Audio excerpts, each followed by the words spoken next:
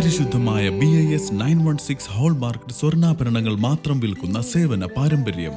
Punnakkal jewellers, Alappuzha, Eramallur, Thuravoor, Vaikom. Kalady പഞ്ചായത്തിൽ നിർമ്മിക്കുന്ന bus സ്റ്റേഷന്റെയും shopping കോംപ്ലക്സിന്റെയും നിർമ്മാണോദ്ഘാടനം പ്രതിപക്ഷ നേതാവ് VD സതീശൻ നിർവഹിച്ചു. സാമ്പത്തിക ക്രമം മാറിക്കൊണ്ടിരിക്കുന്ന കാലഘട്ടത്തിൽ നാടിന്റെ സാമ്പത്തിക സുസ്ഥിരതയ്ക്കുള്ള നടപടികൾ സ്വീകരിക്കണമെന്ന് പ്രതിപക്ഷ നേതാവ് VD സതീശൻ പറഞ്ഞു. കാലടിയിൽ ഗ്രാമപഞ്ചായത്ത് നിർമ്മിക്കുന്ന ബസ് സ്റ്റേഷന്റെയും ഷോപ്പിംഗ് കോംപ്ലക്സിന്റെയും നിർമ്മാണോദ്ഘാടനം നിർവഹിക്കുകയായിരുന്നു അദ്ദേഹം. വിദേശ രാജ്യങ്ങളിൽ നിന്ന് നമ്മുടെ നാട്ടിലേക്ക് പണം വരുന്നതിനേക്കാൾ കൂടുതൽ പുറത്തേക്ക് പോകുന്നുണ്ടോ എന്ന് നാം ശ്രദ്ധിക്കേണ്ടിയിരിക്കുന്നു. ഓൺലൈൻ കച്ചവടങ്ങൾ നമ്മുടെ സാമ്പത്തിക സ്ഥിരത ഇല്ലാതാക്കും. ഈ സാഹചര്യത്തിലാണ് നാട്ടിലെ ഷോപ്പിംഗ് കോംപ്ലക്സുകളുടെയും മാളുകളുടെയും പ്രാധാന്യം വരുന്നത്. കച്ചവടം നാട്ടിൽ നടക്കുമ്പോൾ നമ്മുടെ കയ്യിൽ പണമുണ്ടാകുമെന്നും അദ്ദേഹം പറഞ്ഞു.